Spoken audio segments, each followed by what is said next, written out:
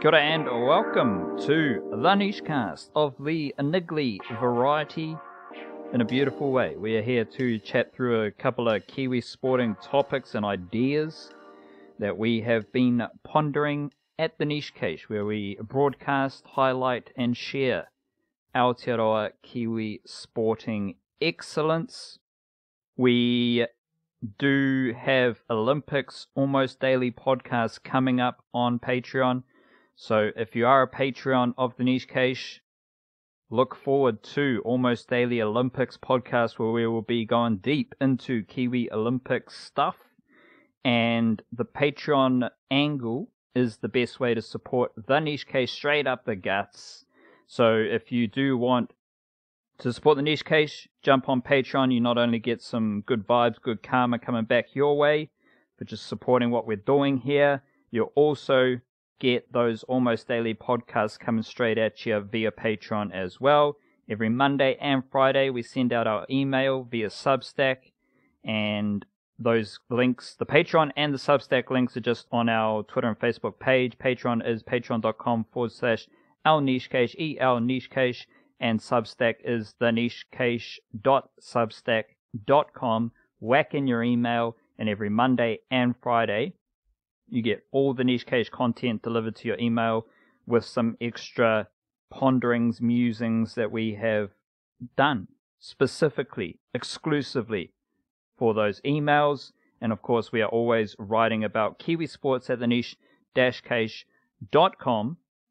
Wobbly Wildcard, what is in your water tank of mindfulness today? Water tank of mindfulness.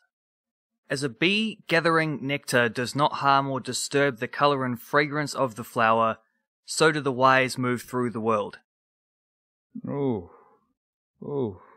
I've had beekeeping pop up in a few different spots of life. One of them was Country Calendar, which I do enjoy a bit of Country Calendar, 7 p.m. on a Sunday, Channel 1, and do enjoy catching up with the agricultural and self-sustainable Country Calendar vibes, and have seen a couple of beekeeping instances on Country Calendar, and I have thought deeply about the bee chasing the honey. So you're saying, in your infinite wisdom, that the bee hits up the flowers but doesn't necessarily disturb the flowers. Yeah, my infinite wisdom in this case, quote, attributed to the Buddha, so I think probably his infinite wisdom rather than my own. I'm just the messenger here. But yeah, the bee, well, I was going to say takes what it needs from the flower, but I guess it's more because it's also what the flower needs. That's how flowers reproduce, right? Is the pollen being spread by the bees. And I guess the bee, a better way to put it would be the bee plays its part in the little, I don't know, circle of life that it's there to do, it's its purpose, and it doesn't break the circle, it doesn't break the chain, it sort of just does what it's there to do, and so must so do the wise move through the world, don't, it sort of sounds like that thing that people say about when you go to the beach and you take only photos and leave only footprints kind of thing. It sort of sounds like that kind of vibe, eh? It does. The thing that came to mind was the rising tide raises all ships. But it's like the opposite of that, because you can live your life to the fullest, follow your purpose, follow your mission here on Earth without actually taking anything away from anyone else. We can write about sports without saying how shit everything is, or how shit that athlete is, or how shit this team is. We can just, well, this is what happened, and this is the stuff that we are enjoying. We don't have to necessarily broadcast negativity to take away from anyone else just to fulfill our purpose. We can just focus on your own business, focus on your own mission, and go about it without actually taking anything away from someone else, and if possible, enhance and amplify other people. Yeah, I think it's the It's called the Hippocratic Oath, that doctors take, which is like, first do no harm. Like that kind of idea, right? Like, just don't, when you're a wise person moving through the world, like, don't do harm. Like, first don't do harm, and then, like, do, get where you need to be going otherwise, but, like, do it without tearing down other things and damaging the world around you in those kind of areas. Do you know what's funny? Yesterday I was watching like a Sharks versus Crocs thing on Nat Geo, and the whole premise was to try and see who would win in a battle between crocs and sharks. And they apparently, sharks and crocodiles, alligators, they come up against each other in around the world, whether it's in the Everglades where salt water enters the estuaries, or Australia, obviously. There was footage from South Africa as well. And any of those little bits of earth where ocean meets estuaries or rivers, you're going to have this battle between sharks and crocodiles, especially in those warmer climates. And the whole premise here was crocodiles against sharks. Who's more agile? Who's more ruthless? What conditions? Obviously, alligators and crocodiles better suited to the rivers, where they can hide and leap and use their body to pounce on a shark. And then the shark is better in the open ocean, where it can circle and destroy a crocodile. However, when there was a dead whale in the ocean, the sharks and crocodiles, well, it was one crocodile and a couple of sharks, they did absolutely nothing to each other because there was ample food. The sharks and crocodiles could fill their bellies without the need or without the threat of the other taking their food. Because what was actually happening was it was in Australia, in Queensland, upper northern Queensland, and crocodiles would eat or snatch up turtles as they were entering the ocean after laying eggs, and then the crocodile would be swimming with the turtle in its mouth, and sharks would come around the crocodile and eat the turtle from the crocodile's mouth. Yet, when there was a massive whale dead in the ocean, the crocodile was having a munch, the sharks were having a munch, and everyone was honkadory. And I think, to bring it back round to this water tank of mindfulness, and I think life is a bit more in tune with the dead whale. Like, there's more than enough for everyone. So why do we need to go at each other when we can all just earn a living or find our own peace?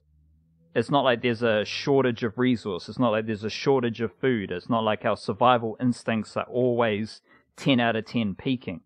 We can have a little munch of the dorsal fin of the whale while the sharks rip into the guts. It's all honk-dory. That's an amazing metaphor, because I haven't got the old scientific references here or anything, but I'm sure I've heard things along the line, and no one, I don't think, would be surprised if it's truly the case, but the amount of food that gets wasted in more affluent countries versus the amount of people who are starving in poverty around the world.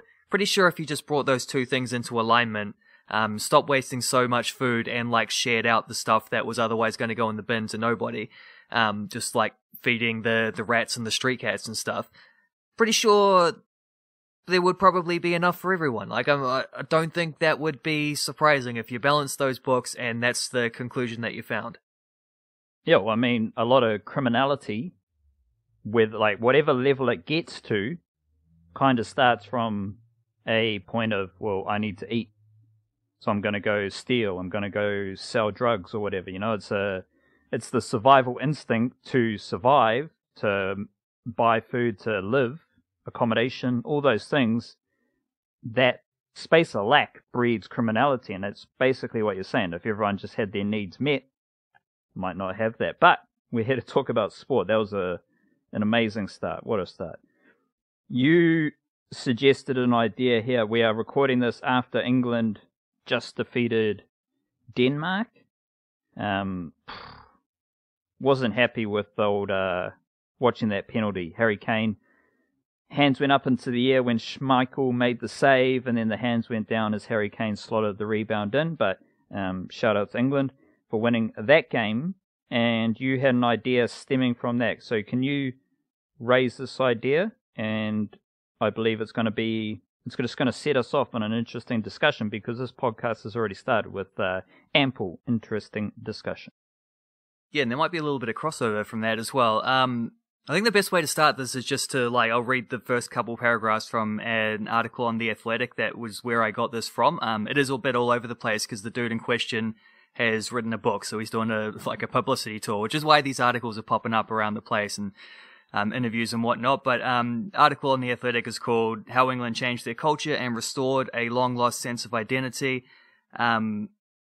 Begins, the word is whakapapa, which is already enough to throw. This is where my attention came from, because I clicked on this link thinking I was going to read a nice little article about how England started taking their football team seriously again and learned how to not lose at penalty shootouts, and then straight away you get a bit of te reo in there. So the word is whakapapa. It comes from the Māori language, and it is about finding a sense of belonging within a tribe. It is about togetherness and the strength drawn from it. It is about feeling of immortality, being able to attach ourselves to something permanent in an impermanent world. It is a mantra of Owen Eastwood, a former lawyer of Māori descent who has worked as a performance coach with teams as diverse as Rugby League's New Zealand Warriors, the South Africa cricket team, the British Olympic Association, the Royal Ballet School, and even NATO. In 2016, the FA offered him one of the most challenging assignments yet, trying to create a sense of identity and togetherness in the England football team, which, over the course of 144 years, had become a byword for disharmony,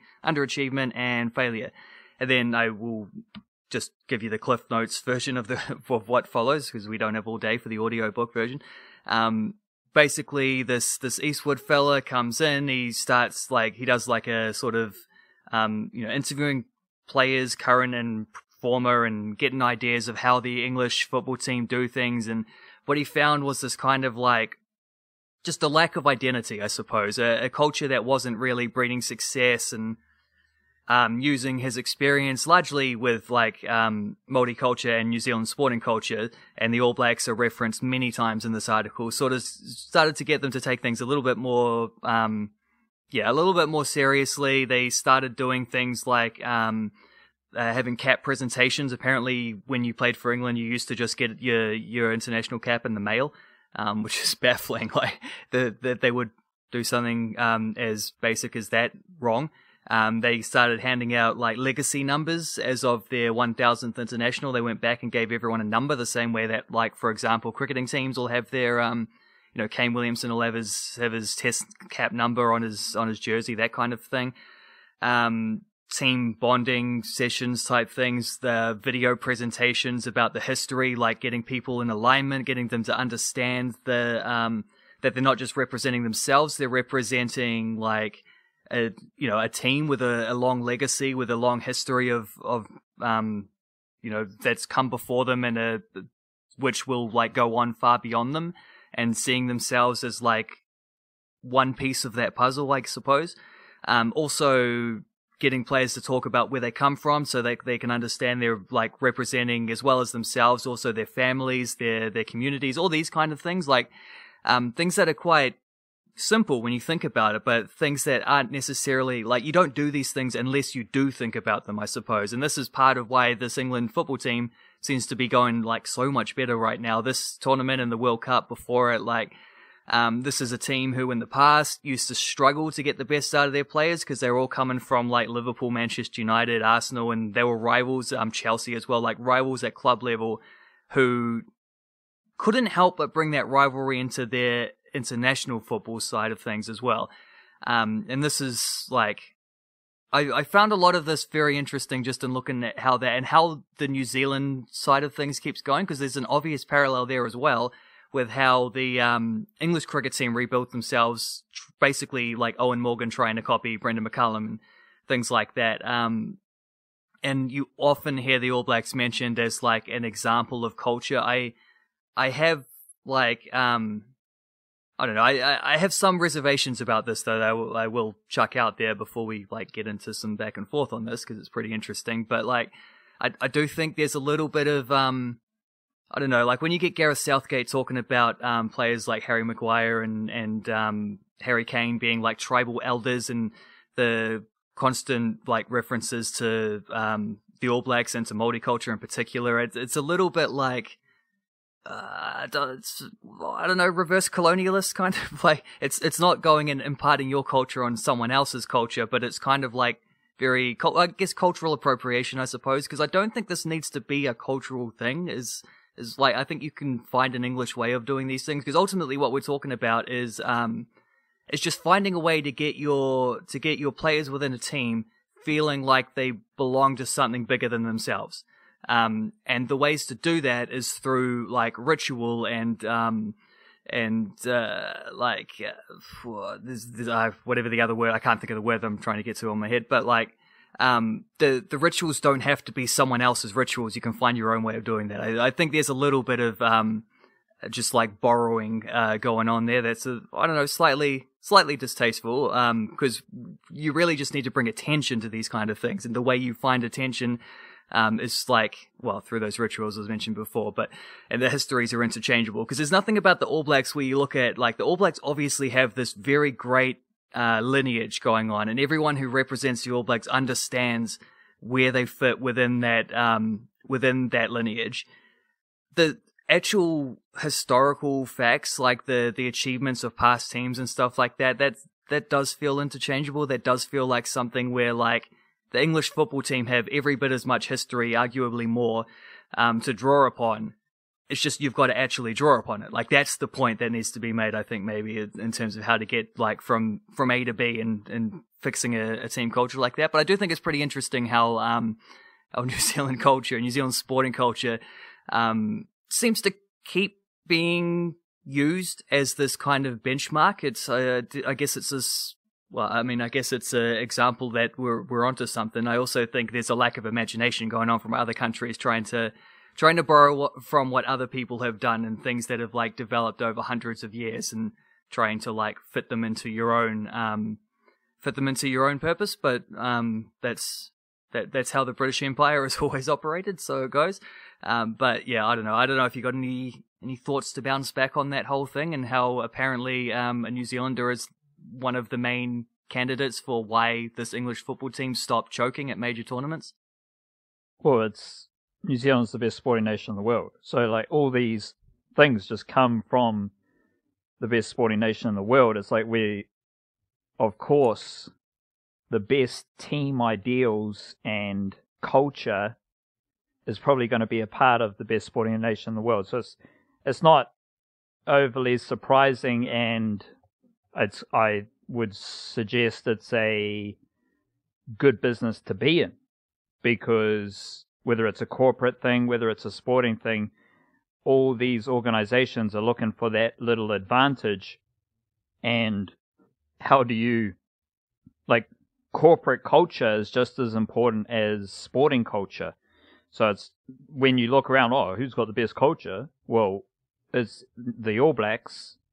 But maybe the deeper cut is that it's just New Zealand sport as opposed to the specific All Blacks, and especially modern New Zealand sport, because we have seen that the Blackcaps had a shit culture for a while. So it's definitely a more recent thing. Will be interesting, and I've thought about this with the NBA, watching the NBA. This isn't really related, but I have thought, will NBA players ever go back to having small chairs on the bench? You know, like, now, just because of COVID, all these big chairs and these little personal hygiene stations, or, you know, hydration and hygiene stations are right by every chair. They've got ample space, and that was solely due to COVID. And now, like, NBA players are not going back to being cramped up on the bench. Like, you're going to see for the next 5 years, NBA benches and staff are going to be in their big spaced out seating. It's just like how it is. Like, they have to deal with that luxury. But I say that because I was thinking, the England football team, are they picking up all the rubbish from their changing room? Are they cleaning their own changing room? Are they unloading all the luggage from their bus? Like I think those are the nitty-gritty details that can be overlooked when trying to adopt this Kiwi culture sporting vibe. Yeah, it's one thing to have it's kind of just, a lot of this just comes under the self-awareness of who you are, self-awareness of what you bring to the team, self-awareness of how you relate to your teammates, and that goes to identity, which is a key idea here. But a lot of that is executed in, does the team clean up their change rooms? Because no member of the team is bigger than the manager who might do it, or the cleaners who might do it after. Like I think All Blacks culture is so celebrated and decorated around the world because the world has seen the All Blacks cleaning their change room. The world has seen the All Blacks unloading their bus.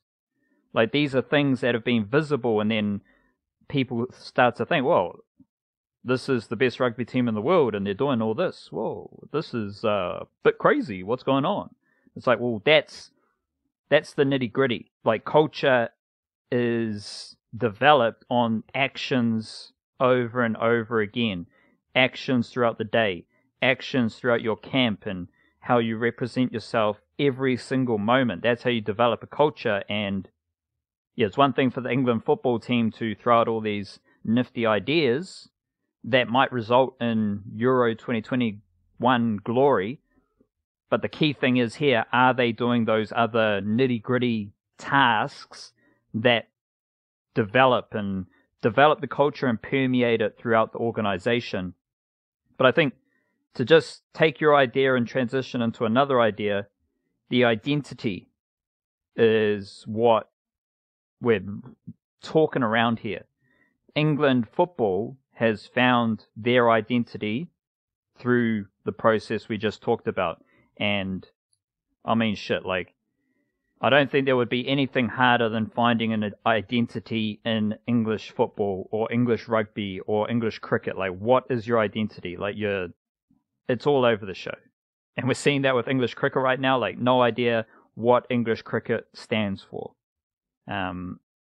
There might be historical reasons, there might be cultural reasons as to why English sport lacks an identity. But what the English football team has come across is how to develop that identity. And I was writing about the Kiwi NRL youngsters, and I was pretty interested to see that of the players who have debuted over the last 2 years, so we had 14 debutants last year, and we've got 8 debutants this year. Some of them did not play Junior Rugby League in Aotearoa, so that's fine. But most of them did play Junior Rugby League in Aotearoa, and basically none of the players that played Junior Rugby League in New Zealand played for the big rugby league clubs, especially in Auckland. So you have this situation where some of these grassroots rugby league clubs in this example, like Mangere East, who have 3 debutants this year already, Edward Kosi, Greg Mazu, and Falakiko Manu. That's 3 debutants just from Mangere East Hawks. Maris Saints, Otahu Leopards, Ellerslie Eagles. These are the clubs, just from Auckland, that are producing the most Kiwi NRL talent. But they are not the big clubs in Auckland who perennially finish at the top of the ladder and get the big sponsorship money, who pay players. Like, so that got me leading down the path of, okay, there's a difference there. There is a big difference between the clubs that actually produce the Kiwi NRL talent and the clubs who win games on Saturday and probably make the most money. I'll let you come to your own conclusions as to what's more important, because what's more important is all about your personal vibe and identity. So I'm thinking, like, if you're a grassroots club, you have to have at least an intention, I think is what I'm getting at, because a lot of grassroots clubs, they just exist. They just exist to provide a space, a safe space, a community for sports. And that's fine. if you, with anything, if you want to make it better, if you want to improve and develop, you got to have an intention with what you're working towards. And I think there's two clear paths. Do you want to be the club that actually produces professional athletes, or do you want to be the club who wins games on Saturdays at the Premier men's and women's level? Both have benefits. I'm not saying one is better than the other, but I'm definitely more in favor of developing the talent, but like, you got to have, that only works if you're really all in on producing professional athletes, and that's what Ole Football Academy in Wellington does. Yes, they have alignments with a senior team in New Zealand, and yes, they want that team to win, but Ole Academy's primary objective is developing professional football players. And that's their intention. And that's great. Now I'm seeing this in rugby league where a lot of, like, the clubs who are not the big clubs, they are the ones who are producing most of the Kiwi NRL talent. And I think that is something for these clubs, and you can think about your own club that you are a member of. I think it's something that you can focus on. Like, it gives you, like, yeah, your club might not be one of the big clubs who wins Premier games on Saturdays. Who gives a shit when your club is consistently producing NRL players, is consistently producing professional footballers? Maybe you're producing more All Blacks than any other club in New Zealand. And that can have just as many benefits as winning at the Premier level. And I would, like, I'm trying to stay in the middle here, but I definitely lean into that development pathway, because at the end of the day, who gives a shit what you do on a Saturday? The bigger scope here is, there's 3 Mangere East Hawks debutants in the NRL this season. That's a great thing for our club. That's a great thing for our community. We can use that to further our club, to take our club further. And I think it's grassroots sports is massive. And it's funny, you're talking about England football, possibly one of the most fancied sports teams in the world of the grandest scale. They are using the same things we're talking about here from a New Zealand grassroots level. And that is really interesting. And I think at the New Zealand grassroots level, because all New Zealand sporting talent, like, it's all kind of exported. It's all about moving up. And so I don't think there's any shame in being a grassroots club that has an intention and focus on developing professional athletes, because if you do it correctly, those professional athletes are going to swing back around. They're going to shout out your club. They're going to work for your club. They're going to come back and coach. They're going to, like, it comes back around if you just have that intention to put resource, time, and effort into developing professional athletes. Yeah, the fact that there's so much parallel just goes to show how universal these ideas are, and it doesn't really matter about, like, how many zeros are on the end of the paycheck, or if there is even a paycheck at all. Like, the same principles apply. And I think when you're trying to find that balance between being competitive on the field now and developing players for the future who you know are most likely going to go beyond your club, it's not like you're going to get the best out of them from their careers. They're going to go on in a way, it's sort of like what we're talking about, like getting those English footballers to acknowledge where they come from. Like, there's a lineage there. It falls within the wider Whakapapa ideals, I suppose, but like they're going on to play for professional teams, and probably in Australia or for the Warriors in this rugby league example, and you're not going to see the best of them. But I think if you're trying, like, when you're trying to find the balance, I think it's definitely possible to have both, to be a successful team who also produces good players. I think the difficulty is that it's sort of in which order. Like, if you, like you said, like those players will come back around. Some of them might play a couple years at the end of their career. They might come back and coach, sort of thing. Like, if you keep those connections, if you have that sort of like healthy connection with the lineage, to keep throwing out some of these same words for just to hammer them home. Like, if you keep that kind of thing going, then yeah, it does come back around. The vibes will be repaid, and you will see benefits in terms of the performance, because not every player you develop is going to go on to do, like, it's the 1 or 2 special players each year sort of thing, like each age grade, who are going to have the ability to go on and do those kind of things. playing professionally, representing the club, representing their community. It's a small minority, but if you create enough of those, like there's overflow, you know, you'll have other good players coming through who can like relay some of these things. And I guess the best way to illustrate is to look at the opposite point of view, which is if you chase like immediate success, often that comes with recruiting players from elsewhere. It comes with like, how can we get the best team right now? Well, let's pump some money into it. Let's get those big sponsors. Let's sort of find ways to be successful in a way that's perhaps not sustainable, and that does not lead to the other side of things. But developing good players, which comes from having a healthy sort of club environment where everyone understands, like from the coaches and first team players down to like the juniors to the volunteers and everything, where everyone understands that they're working in harmony towards like something. And it's not even like a specific aim, like saying we're going to try win a championship this season falls deep, that comes in lower within a sort of wider circle of, we want to be a healthy, sustainable environment for like the, well, how would you put it? Like just for young sports people coming through and whatever, and that flows into like that flows from the top team down to the junior team.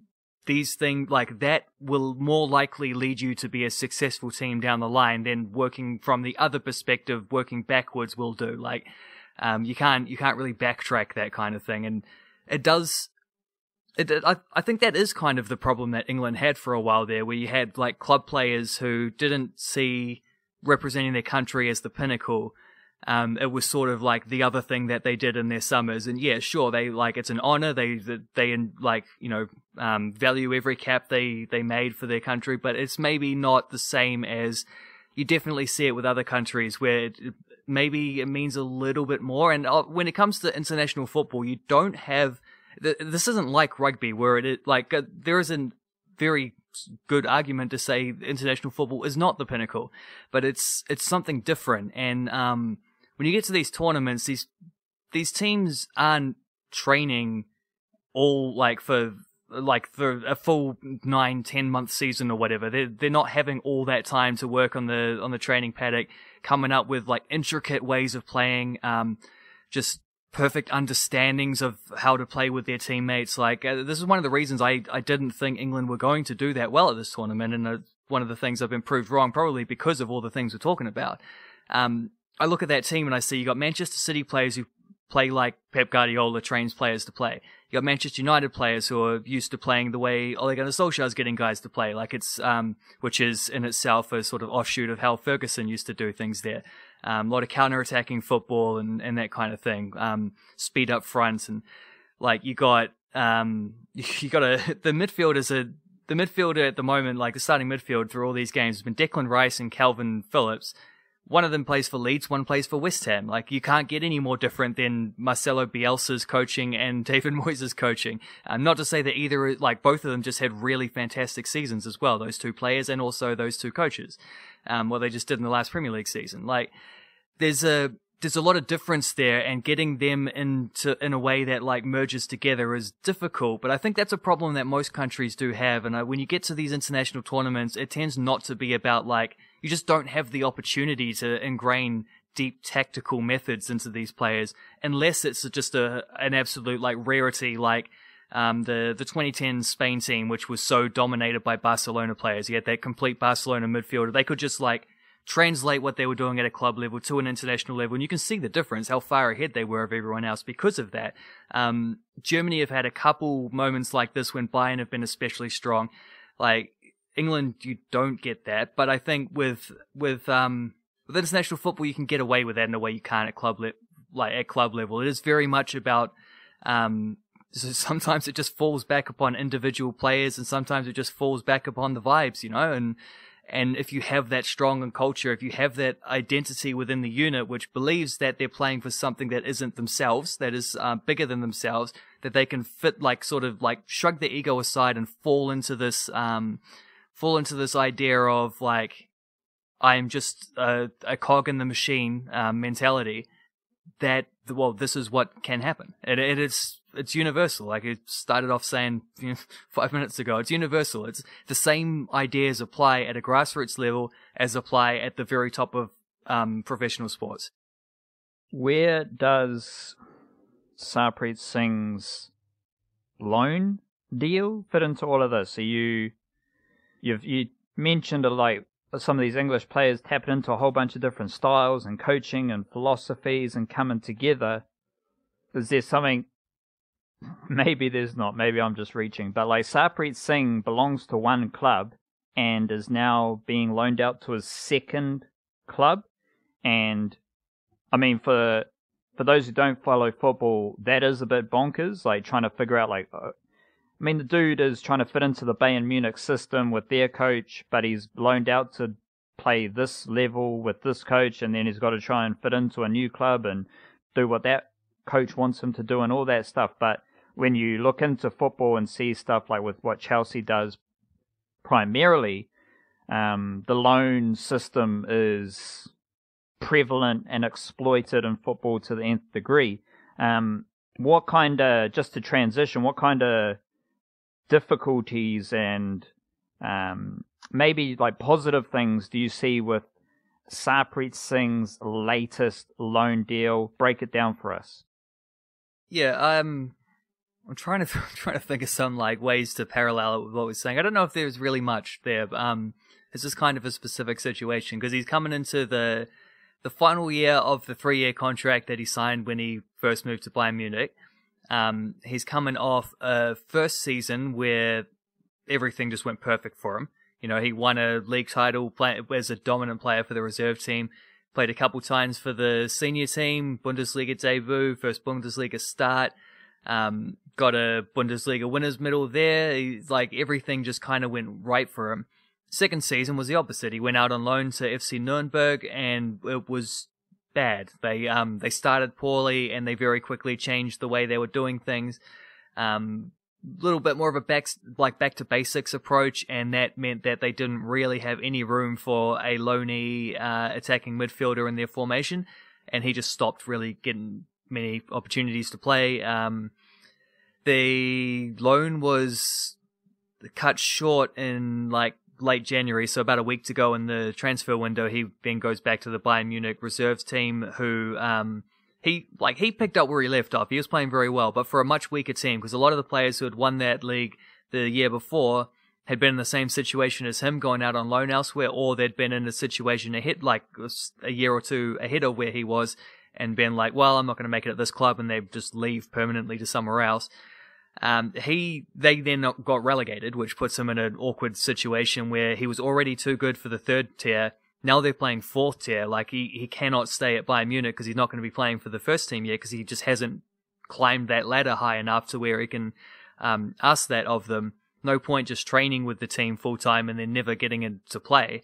Whether they would even want him to train full time when he wasn't going to be playing is another thing. Like he needed to be playing full-time football. He's got a loan to Jan Regensburg in the same second tier that he was at with Nuremberg.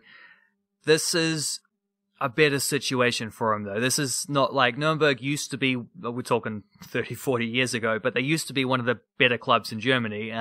Traditionally speaking, like over the whole history of German football, they would be the second best team from Bavaria behind Bayern Munich. Jan Regensburg are not a team that's been up in the top flight at least since World War II, and the German football pyramid gets a little funky before that because there's a lot of like reforming things, and I don't think definitely since like the league has been in the kind of in a recognizable shape to what it is today, they've never been in the top flight. They're not a team that expects to be. They sort of bounce between second, third, fourth. They're currently in the second, have been for 5 years, have finished slightly lower every subsequent year. They'll be a team that's just happy to stay in the division. They're not going to have crazy ideas of what they think they should achieve, and therefore they'll be more patient with someone like Sarpreet Singh. And for them, a loan move is much more common. They normally have 3 or 4 loan players each year. They sign players on free transfer. Not a team that has a big financial weight to them. Don't go throwing around blank checks or anything like that. Certainly not in the German second tier. that should give him more opportunities. Hopefully he's going to get a lot more game time, because all he really needs is just an opportunity to play regularly and show what he can do. He does that, then he goes back to Bayern at the end of the year and either says, give me a new contract, or he says, well, if you're not going to give me a new contract, at least I've got this year's worth of highlights I can show to other clubs and get a deal, maybe with a lower Bundesliga team, maybe somewhere in like Holland or, I don't know, Spain or something like that. He can at least shop himself around a bit, but if he's stuck playing reserve football up until that point, it's going to be very hard to progress his career beyond this year otherwise. So, there's a lot of pressure on him. He should get opportunities at his new team, but he also needs to actually take those opportunities and do something with them to show that he's worth another deal with Bayern, or worth like playing in the top flight of a top flight club in some other country, or, a different German team. He's got to prove that, but it's good pressure to have, I think. And it's the kind of thing where after such a down year that he had last year, where he made all these strides in his first season, second season just didn't really make any strides. He kind of just I wouldn't say he fell back, but he definitely stayed where he was. He didn't advance his career. Sometimes that helps. In a weird way, sometimes going backwards or staying still is going backwards in football, because it's just such a competitive landscape, and especially in Europe, and especially in one of the bigger countries in Europe, and especially at the biggest club in one of the bigger countries in Europe. It's such a competitive landscape that you stand still, you fall behind. But sometimes going backwards is helpful, because it helps you reassess where you are, and it gives you that wake up call, and it shows you that things won't continue to come easy just because you had this dream move from Wellington Phoenix to Bayern Munich. And I'm not suggesting Sarpreet Singh got complacent, or that he wasn't putting in maximum effort or anything like that. I think a lot of the work that he's done has been in the gym, off the field, trying to bulk up to be able to hold his own more physically, which is something that's been emphasized since he got there. Not suggesting he's cutting any corners whatsoever, but definitely it helps you reassess what you're chasing. I think when you have a little bit of a setback, adversity is always helpful in that way. And this is a big season for him. He's got a lot to prove, and he's hopefully going to get the opportunities to prove it. If you could only select one of these three players in your football team, who would you select? Sarpreet Singh, Joe Bell, or Ryan Thomas right now? Ooh. I mean, Ryan Thomas is the best player of those three right now, for sure. He's a little injury prone. I will suggest that. You still got to go with Tomo, though. He's a few years older than the others, and he's got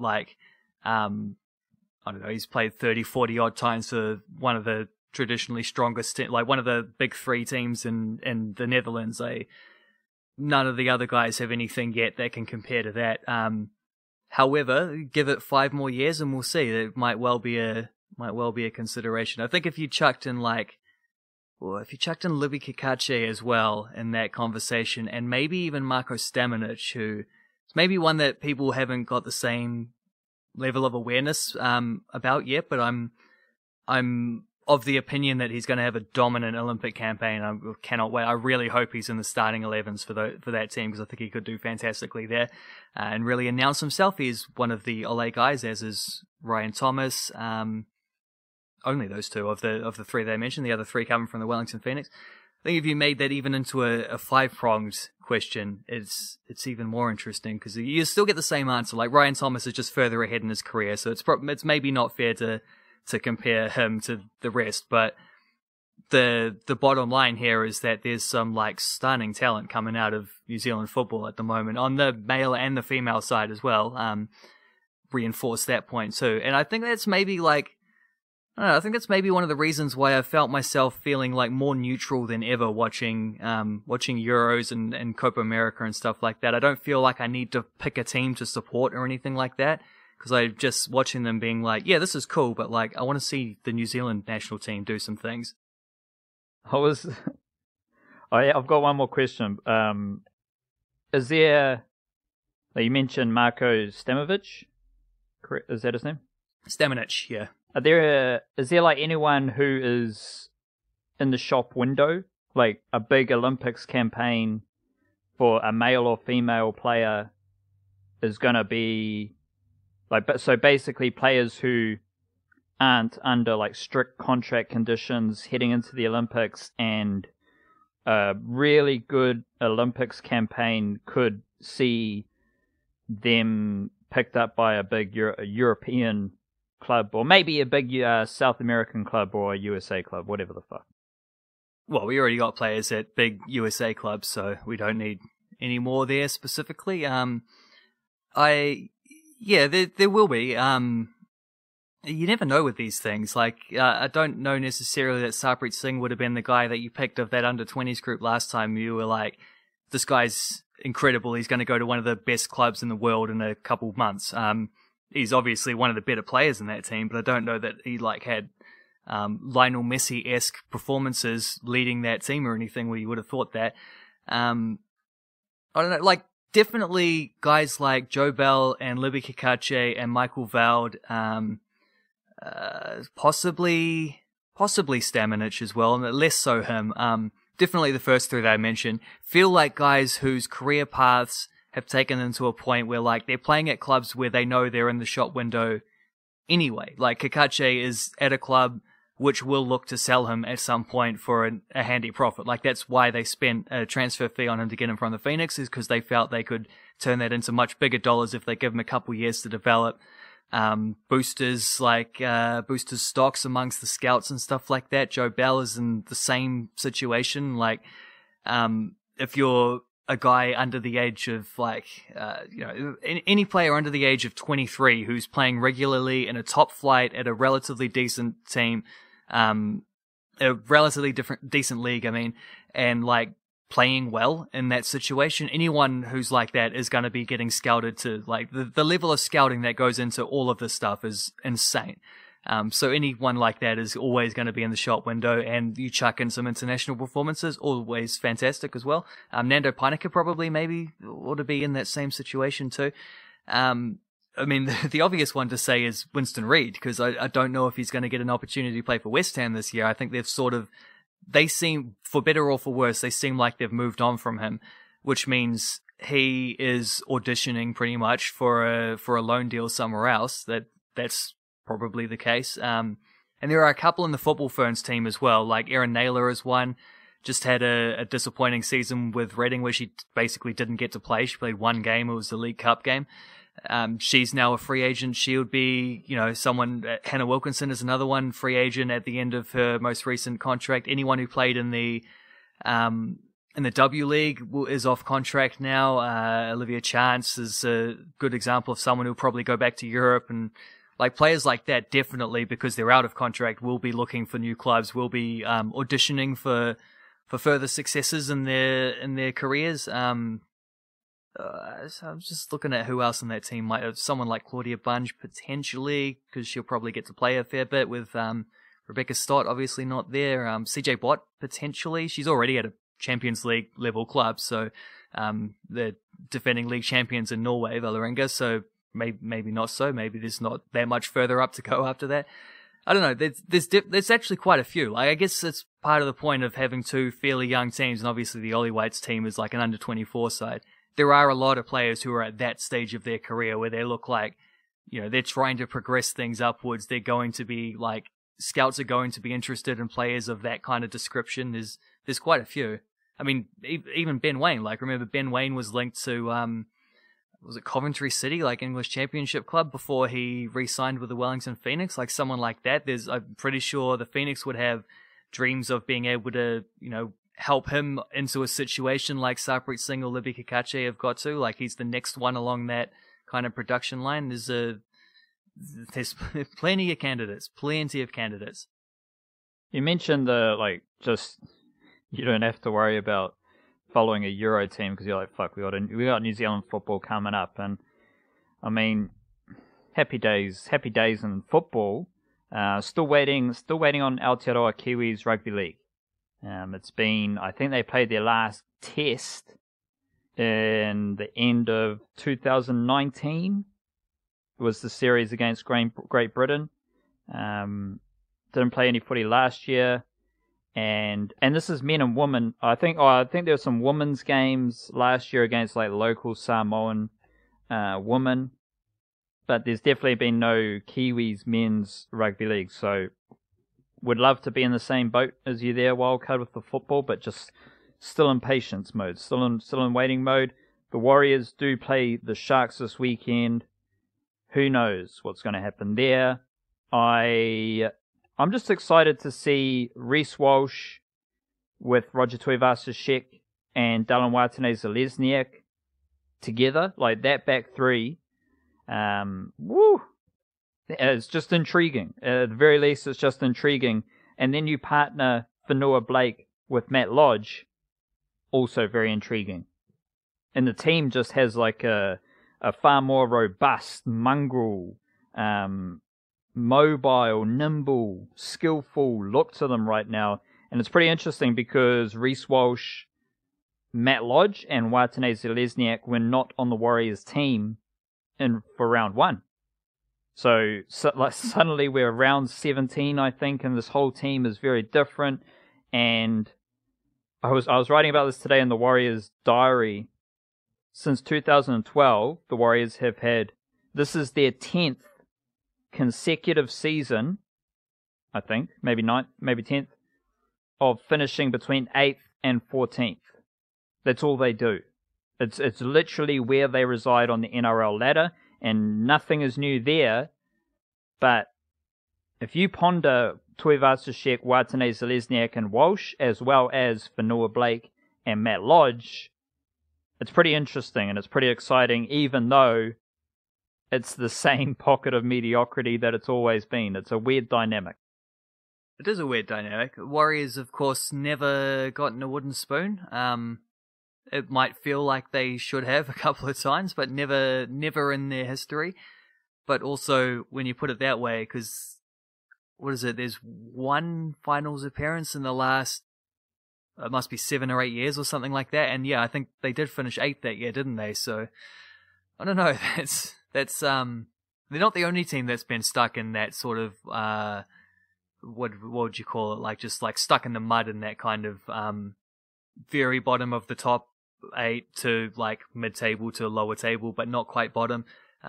Feels like the Dragons have been in that mix for several years as well. It's not the best place to be in, but it's also, I think it's one of those things, especially in rugby league. I've seen this, because you know the NBA culture is very dominant in the way that people talk about sports these days, and the NBA mold is that if you're only going to finish 8th and you're probably going to, like, if 8th is your best case scenario and you're probably going to lose a first round playoff series to the top seed in your conference, you might as well finish last. Like, if that's the best you can do, you might as well finish last, get a good draft pick, work your way on from there. I happen to be against that idea. I think it's sort of all the stuff we started talking about in this podcast, all the stuff we started this podcast talking about, get the words in the right order, that kind of tanking approach, I think it shatters those ideas. I don't think it helps. I think if your team's not good enough and you're losing, that's one thing. But also just that the draft is such an imprecise thing. Like, you look at the best players in the best players in the league often are not you're more likely to get the next superstar at number 1 than you are at any other position. But like, that doesn't mean if you're picking first, you're most likely to get the best player in the draft. Unless there's a Zion Williamson, unless there's a LeBron James. Generally you're seeing guys like, Steph Curry went 7th or something like that. I think Kevin Durant might have been 1st or 2nd. But like, Giannis Antetokounmpo was picked below Steven Adams, Rudy Gobert, best defensive player in the league last few years, although maybe not so much in the playoffs. He was drafted at the end of the first round when Adams went like 12th. It's one of those things. It's not an exact science. I think you're better off keeping things in more perspective. But the NRL, you don't have that like dangling carrot of a draft pick. There's no reason not to try win every game. You do have teams that find themselves in that 8th to 14th range, and I'd have to look back and see how many examples there are of teams going from there into like a top 4 kind of title contention realm. But I don't think it's that far off. Like, I don't think the difference between being a team in that situation to it might only be a couple of players, like breakthrough players, a young guy who comes in and just like starts dominating. Maybe that's Reece Walsh for the Warriors. Who knows? Like, I don't think it's that far off to make that leap. But it's not necessarily easy to do. It's kind of the hardest. It's probably the hardest thing in the NRL to do, is to make that leap from like mid-table randomness to like title contention. But when it does happen, it tends to only be one or two little sneaky moves that can make the difference. It's just very hard to know which players will be those players. You know, if this was the first year of the Warriors ever existing, my gut hunch would be that they're going to make a run. And I am not broadcasting that gut hunch right now because it's just so diabolical. And it's been years of that never, ever happening. Like, you always get to this stage where it's like, oh, the Warriors, a couple of things go right. They could make the 8, bada bing, bada boom. And that usually has not happened. But I do have a slither of that feeling just because of those, like, how the team has changed. And I think there are, like, it's just a possibility. I'm just saying that. It's just a possibility with those players that something... And, like, given how crazy times are right now, I mean, shit is getting crazy all over the show. It just never stops. I wouldn't be surprised. Let me just say, I wouldn't be surprised if the Warriors do make a run. Let me just say that. I think it could be interesting. Just quickly here, Wildcard, how are you feeling as a Dragons fan right now? Just some of the most beautiful rugby league stupidity that I've ever experienced. Like, how are you just... It's funny because we're in New Zealand, we can laugh about it. Who gives a shit? The Dragons players are stupid. Australia's stupid. The whole thing is funny. But you are a Dragons fan. You watched your team celebrate a good win, diabolical win, maybe a shit win, and then just one of the strangest periods of decision making that we've ever seen. And that is saying something. Like, it's the NRL. And it may be one of the silliest things of drama the NRL has ever had. And that is a huge statement. How are you feeling as a Dragons fan? Yeah, I think good, diabolical, and shit all apply to that win. Every one of those words is appropriate to describe that victory. And I think it also, like... Yeah, I should touch on the team situation. I just don't know what to think at this point. Like, I don't really know. Kind of two things. Like, I on the one hand, it's another example of, and there's so much backlash coming against the players and stuff like that. And a lot of it, fair enough. Some of it, I think, is just NRL media reveling in drama, as they always do, and then they wonder. You ever seen that? You know the Eric Andre meme where it's like, it's from the Eric Andre show, and Hannibal Buress is like shoots him, and then he, in one frame, and in the second frame he's like, why did so and so do this? And if you know the meme I'm talking about, then you know. If you don't, I'm sure I haven't described it well. But it's sort of like that, like when NRL media fellas get in there, like get in talking head mode on 360 and stuff like that, and they're like, why are these players so badly behaved? It's like, but you tell them how badly behaved they are at every opportunity. You reinforce this at every opportunity. You highlight every little drama and turn it into a huge drama. Like, this is how that machine works. This is why players are continually so bad, is because they're told that they're bad. It's reinforced behavior. But so, like, I think there was a lot of that reveling in misfortune, and which I found very, very distasteful. And even, like, it's because it doesn't change what happened. Like, Paul Vaughan going on TV and crying about how bad he feels. It's like, yeah, you still did something stupid, but then also Ray Hadley ripping into him seconds after seeing that. It's like, you have a single ounce of humanity in you or not. I don't know. It's hard to tell from this angle. Like, complicated things can be true. He can be remorseful for what he did, and he can still have done a stupid thing. Like those can both be true. Just because they seem conflicting, they're actually not, because time has passed between these things. So that kind of thing, I've just kind of stepped away from it. On the one hand, it feels like the Dragons have wrecked their entire season. On the other hand, it feels like they didn't really have a season to wreck. On the first hand, again, it feels like they might have blown a great chance to finish top 8. On the other hand, I don't know that it'll make a difference. Paul Vaughan's had games out injured. He probably the team's best performing forward over the last 2 or 3 seasons. He'll most likely be a Warrior next. If they sign Matt Lodge, they might as well sign Paul Vaughan. I don't know. I don't even know that having because they suspended 12 other players, and they said that there's so many players that are suspended on 1-game suspensions that you're allowed to spread them out over the next couple of weeks. 2 to 4 weeks, I think it was. They have a bye the first week, which is why it's 2. But I almost don't know if that makes a difference. They're such a random, unpredictable team. They've lost twice to the Bulldogs, but they also beat the Eels, and they've had a couple, they beat the Raiders. The Raiders haven't been that sharp, but they've had, it was a very good win though, was the point. They've had good wins and they've had shocking losses.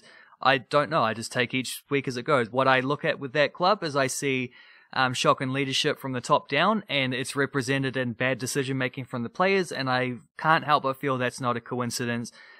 Also see reports about how the coach supposedly told them not to do this exact specific thing straight after that game in the dressing room, and I can't help but think, well, who's leaking this information?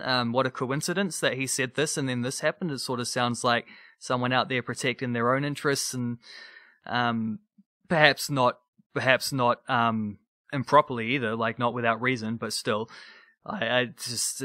it's one of those things where I think maybe they need to talk to old mate, what's his name, Owen Eastwood, and maybe just read his book and get some ideas of what a club is supposed to operate like. But flipping this to the Warriors, who there's two other funny things that I'll mention from that article about this Eastwood fella.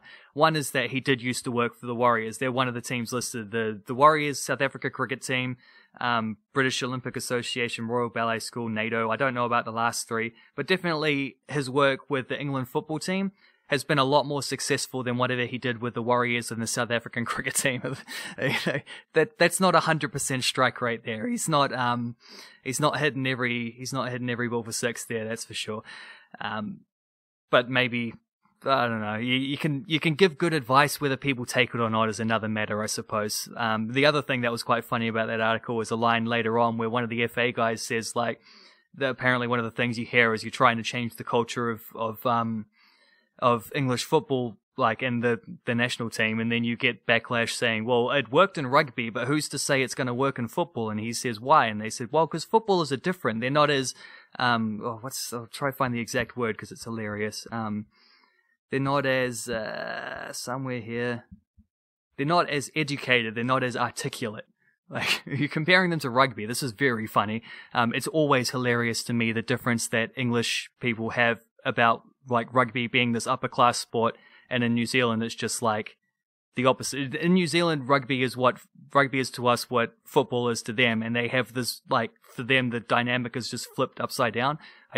Every time I see that, I find it hilarious to think of rugby players as, educated and articulate. But in England, that's kind of true. But anyway, lessons to be learnt there. Definitely think the Dragons need to read that book, and I think maybe the Warriors could read that book. But I will say the Warriors have a much better, if they had beaten the Dragons, which they should have, by all means, they should have held on the last 10 minutes, got the points there.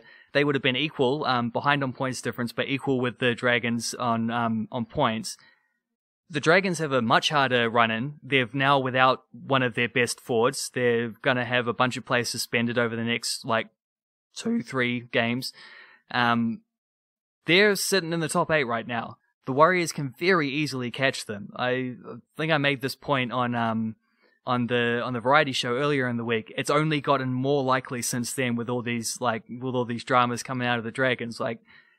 As bad as that loss might be on a psychic level, on a sort of emotional level, on a mental level for the Warriors, they've got they're gonna have a better team this week. They've got reinforcements coming. Reece Walsh is back. Matt Lodge has turned up. Chad Townsend presumably won't be playing with one arm every game the rest of the year.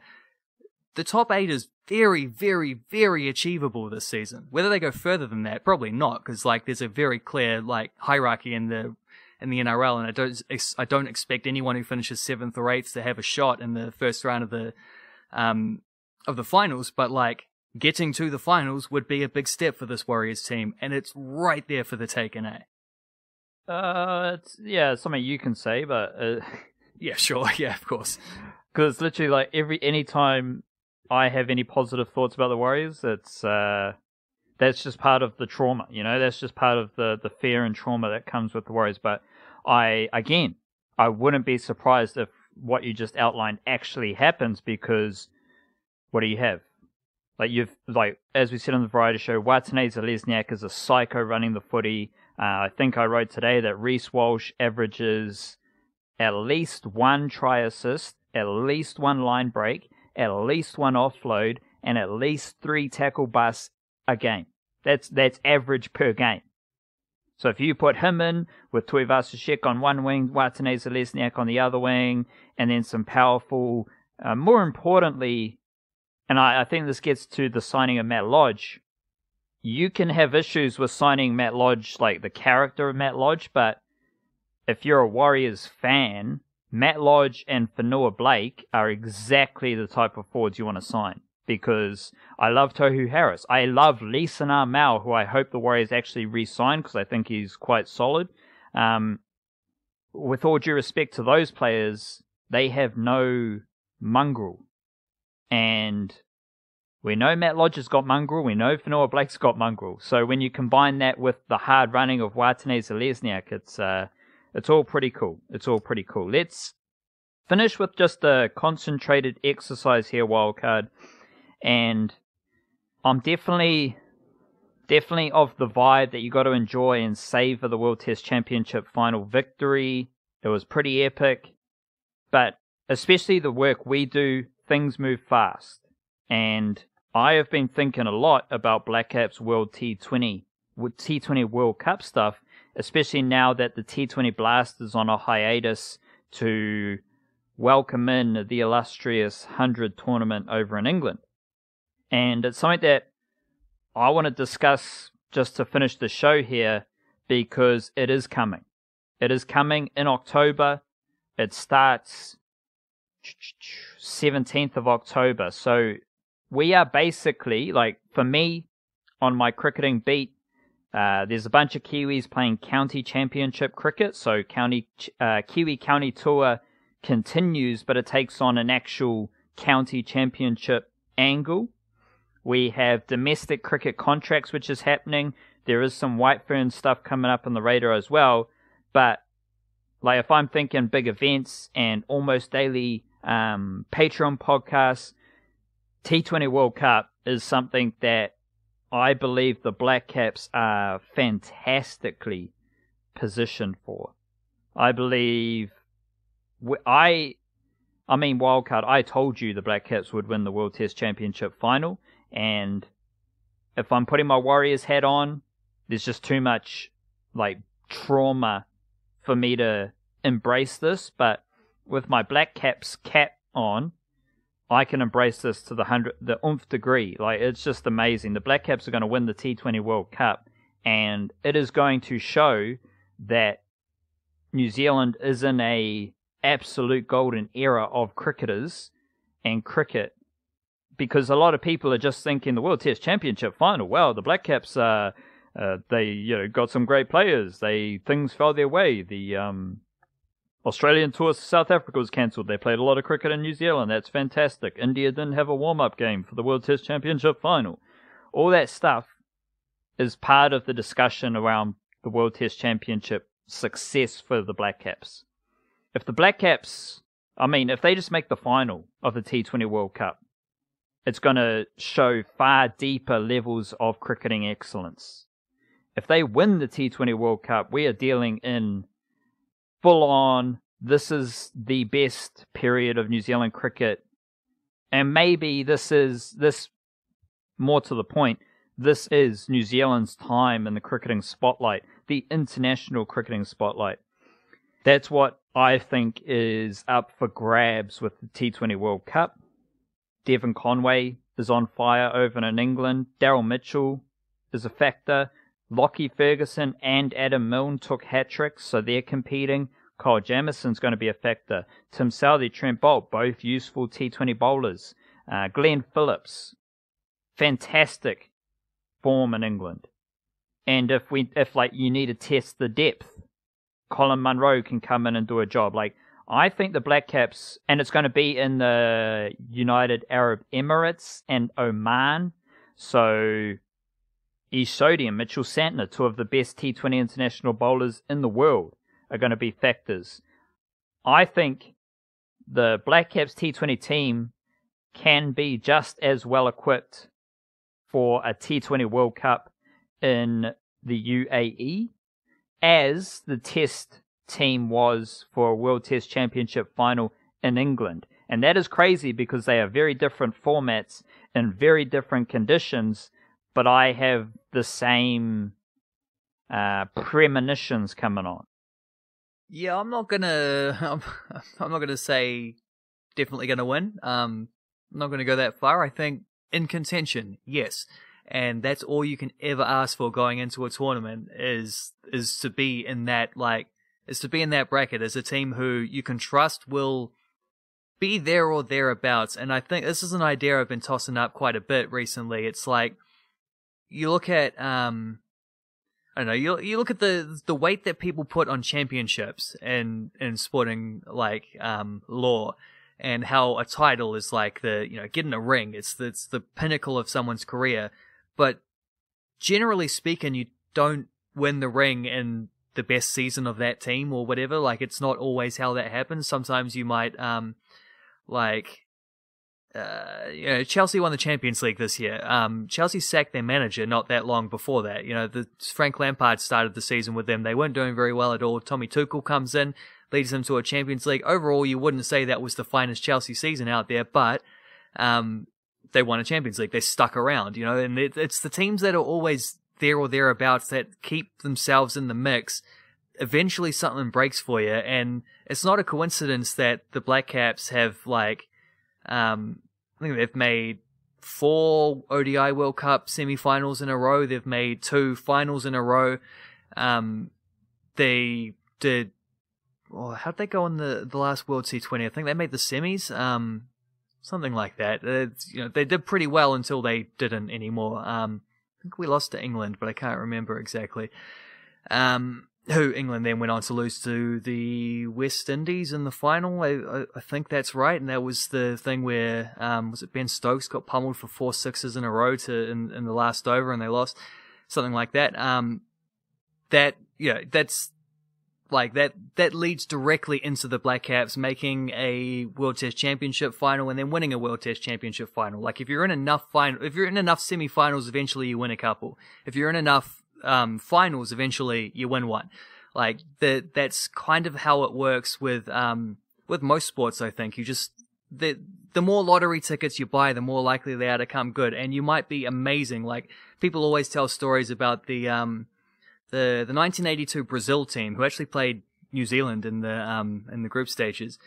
Like, the amount of times I've heard people say that was the best international team they've ever seen. It's like, they didn't win the World Cup though.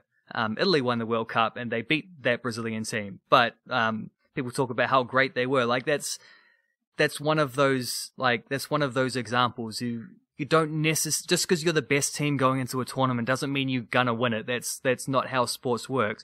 But if you can be one of the best teams more often than not, you will at some point win it. It might not be I think if the Black Caps had won the 2019 ODI World Cup, I think most people would have, we were talking about them like they were going to be a disaster going into that tournament. Their preparation seemed like it was shocking. They didn't know what their team was going to be. But then come the big stage, they knew how to perform. And it was really only in the knockouts where that was the case. And they weren't that good in the preliminary stuff. It's just that a lot of other teams weren't that good either. And there was, I think that the game against India was rained off as well in the prelims, and that was pretty beneficial. But again, with many things go badly as well for the Black Caps. Any bit of luck they might have had in getting to that point was overshadowed by the bad luck that went against them in the final. And then that goes into some of the good luck that swung back around the next time. There's always uncontrollable factors, but the the more you can stay in contention, the more you can just be one of those, just get to the final stages, just get to the semi-finals as often as possible. You're going to win stuff eventually. You're not always going to lose semi-finals. The Blackcaps are in that stage right now. Like they've done this. They usually look at all these tournaments that I've just mentioned over the last couple minutes. The Blackcaps always seem to find a way to get deep in tournaments. You do that, that's all you can ask. If you do that, sometimes you're going to win a few, and they've just won one. Maybe they can win another one.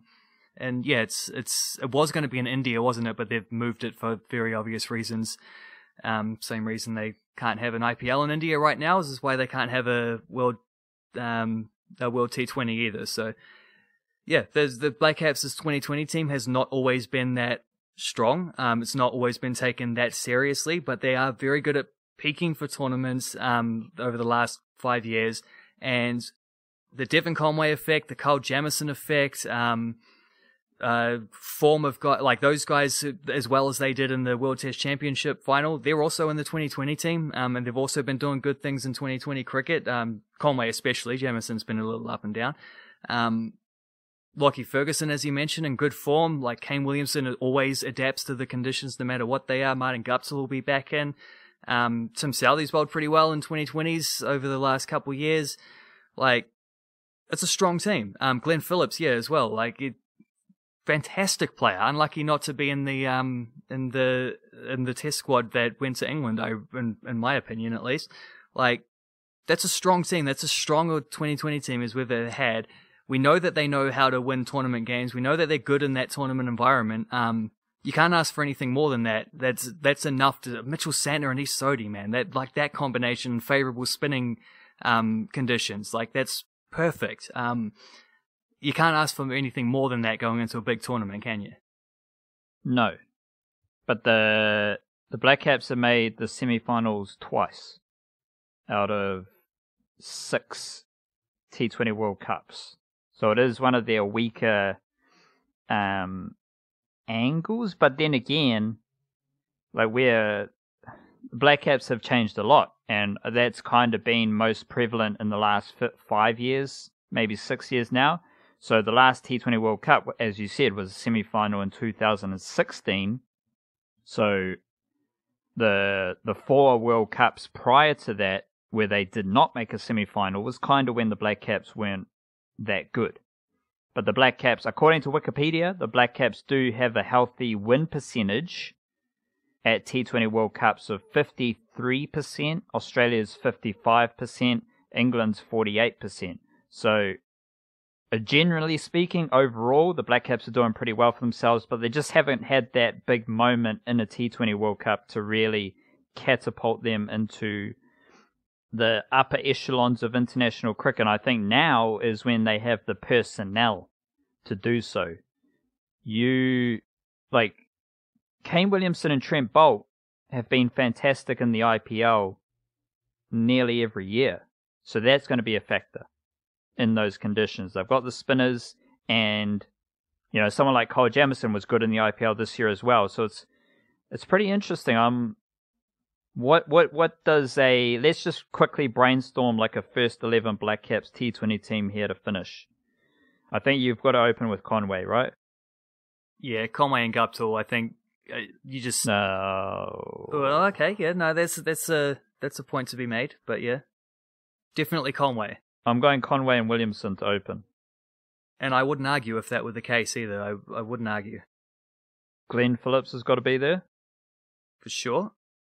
I'll reserve judgment on Ross Taylor. I want Ross Taylor to be there, but who knows? Are you thinking Colin de Gronholm, Daryl Mitchell, and who else is the all-rounder? Neesham.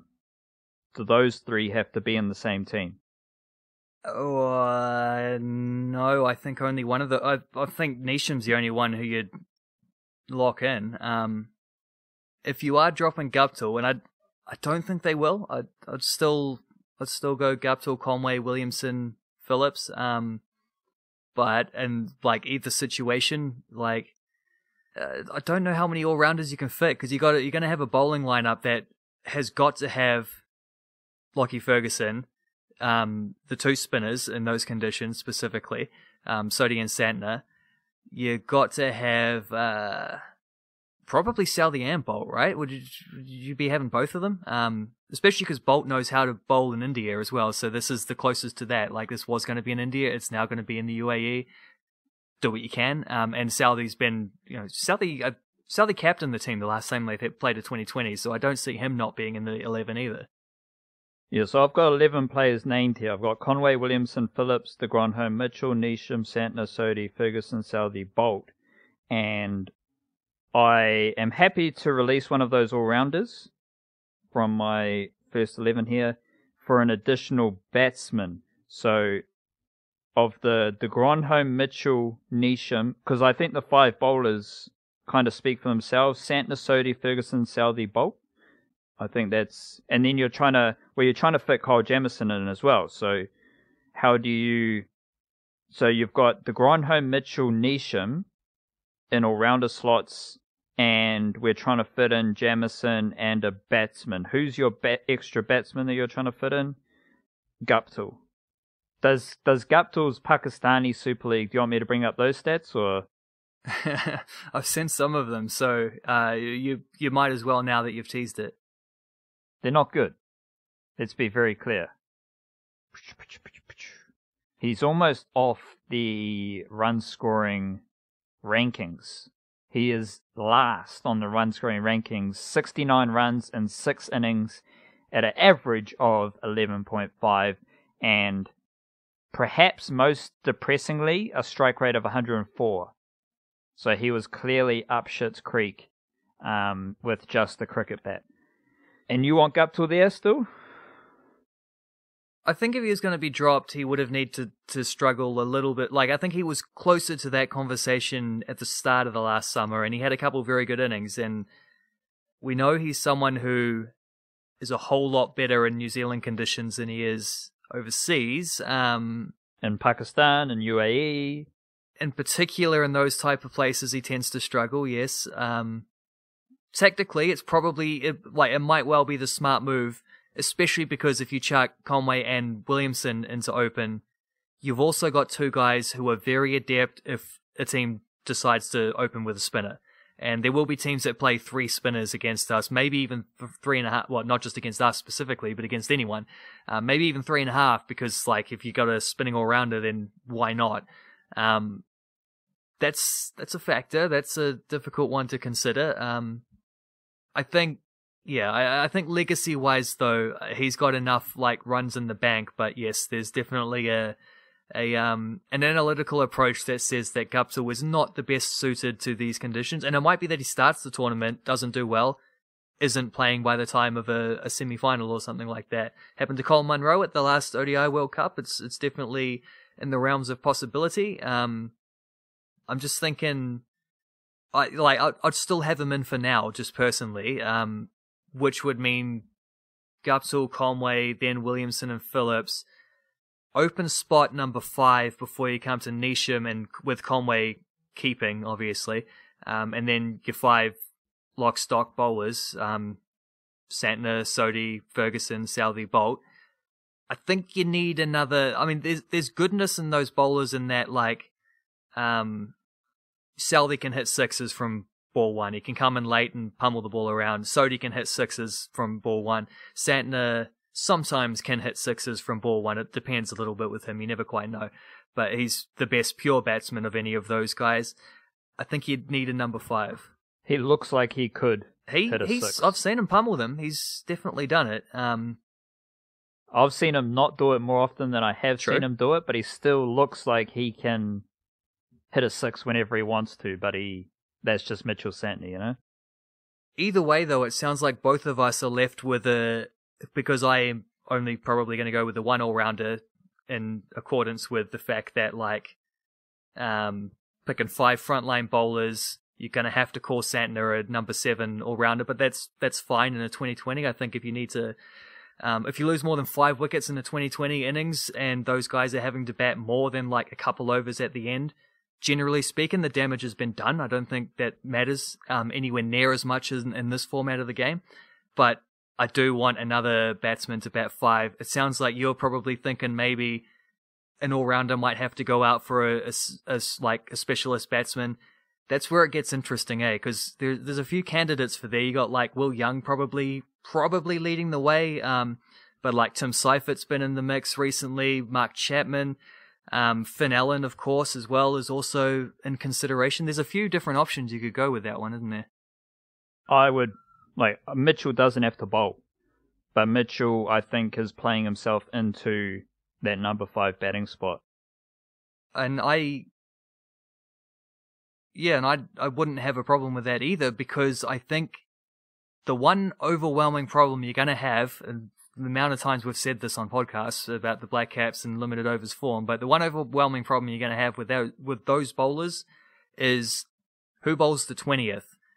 And between Daryl Mitchell and Jimmy Neesham, you've got options there for guys who don't have, because they're good enough at batting, they don't have to bowl in the first 19 overs whatsoever, but you can just have them as the specialist, 20th over guy.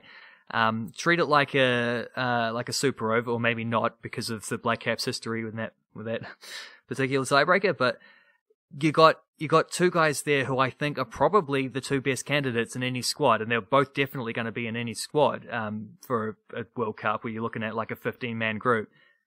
I think those might be the 2 best candidates that we have out there to bowl that last over.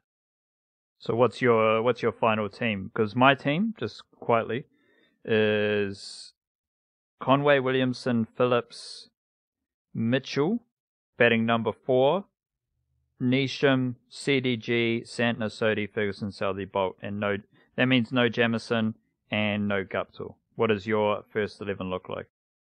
Yeah, I'm going to go Guptill, Conway, Williamson, Phillips, Young, for now, penciled in. And then Neesham, I'm going to say it's Neesham or Mitchell. I think it's probably a bit of a cop-out to pick both. And then the Sodhi, Santner, Ferguson, Southey, Bolt bowling lineup. It's the number 5 spot where I'm confused about, because I think you want another batsman, but I don't think we know quite who that guy should be right now. And maybe it is Daryl Mitchell just as a batter, and I definitely he's due a 2020 100 because he's got a test one, he's got an ODI one. See if he can race Devon Conway to get one in all 3 formats, which no, he wouldn't be the only one, would he? Because I think Guptill's done that in all 3. Can't think of anyone else would have for New Zealand. Oh, Brendan McCullum, of course. Lovely, jubbly. We will wrap it up there. That's a big old episode of the Niche Cast. Kia kaha to yourself. Stay beautiful. Be like the honeybee. Taking that honey, taking that nectar without actually taking anything away from the flower. Move with grace and rhythm. Cheer, cheer.